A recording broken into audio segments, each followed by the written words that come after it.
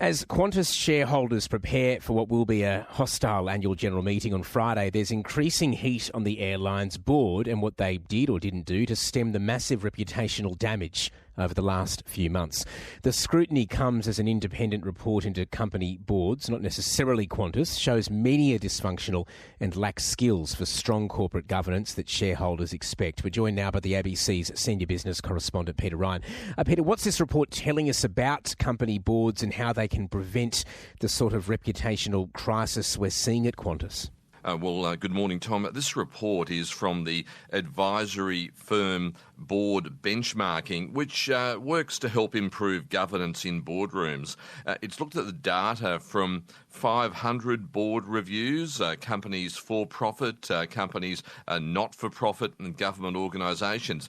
Now, a key finding is that 25% of boards are not only dysfunctional, they don't even know they're dysfunctional, with some problems in culture and integrity, and also setting that right relationship between management and chief executives there to actually run the company, and the role of boards, which are there for the oversight of risk and reputation. And of course, this has become critical in the wake of the Banking Royal Commission 5 years ago, which exposed unethical and unlawful behaviour, which could have been headed off at the board level. Now, this report doesn't single out Qantas, but it was hard to avoid the elephant or the flying kangaroo in the room when I spoke with governance expert Nicholas Barnett, who's executive chairman of Board Benchmarking, and he agrees the Qantas board does have some questions to answer ahead of Friday's AGM. Qantas is one example where you've seen a lot of pushback from the public about, well, how on earth could you allow the reputation of your beautiful airline to be diminished so much? And that's a jolly good question. But look, it's a tough job being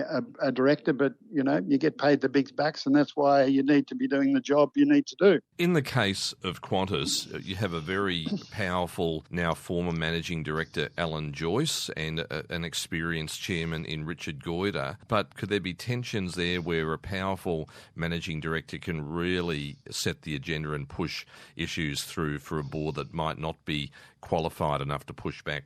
Look, generally, I've seen many times where very, very strong and powerful and dominant and influential CEO and or managing director will run roughshod out over a board. Now, I'm not saying that's happened at Qantas, but it does happen, and, you know, it means that the board can even lose its independence a bit, lose its objectivity, can be a little bit short-term focused. Yeah, that does happen, and it causes grief for the organisation big time. And it can be a bit too like the boiling frog, that you can't quite see it when you're right in the middle of it. In the case of Qantas, and no one's seen the boardroom minutes, but could it be the case that some of those directors might not have been asking the right questions, or they were asking the right questions and they were pushed back by a powerful CEO? Yeah, look, hopefully boards are fairly aligned around the big issues that need to be dealt with by an organisation. And no question, that's a big role of a board, compliance and oversight. But really, the bigger role and the bigger thing to think about for boards is how they add value and how they protect value. And if you're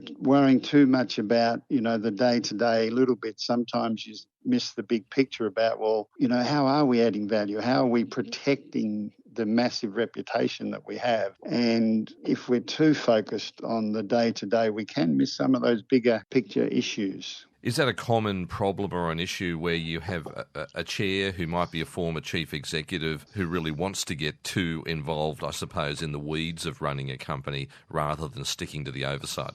You keep coming back to Qantas, but, you know, and I guess you've asked the question, so it'd be interesting to think about, well, what sort of discussions are they having in the room, and why wouldn't they be discussing more about, you know, the longer term reputation, and why would they apparently, from an outsider's viewpoint, look to be more concerned about, you know, the short-term profitability? And Qantas will be having its annual general meeting on Friday of this week. That's bound to be a fiery affair, and I'd imagine there'd be a lot of pressure on the board and big questions to answer, and perhaps even a protest. There's no doubt about that, but it's clear that I think the board has already taken that message, with Goyder playing planning to step down earlier and for changes in the board to occur. And I guess that's what happens in life, and that's happened in many, many organisations previously where the public and the investment community saying, hey, we think you've let us down. They even say sorry, and we've heard sorry from Qantas.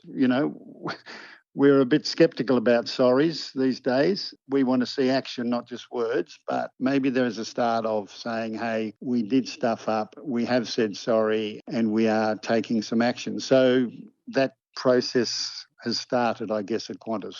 In the past, one criticism of boards was that there were a lot of, I suppose, directors on there clipping the ticket, maybe being on a bit of a gravy train. That's the perception. But what's the reality these days? I'd like to think there aren't too many directors in that boat. But look, in general, there aren't probably enough directors who really, really, really understand the core business of an organisation on the board. In a Qantas sense, have we got enough people that really, really understand aviation well? And on a bank board, do we really have people who know, live and breathe banks and not just lawyers, accountants, strategists and so on. And I think that's really important. So it comes back to skills and experience. And most board members, have a pretty good ego. They think they're pretty special, and with good reason. They've been around the block.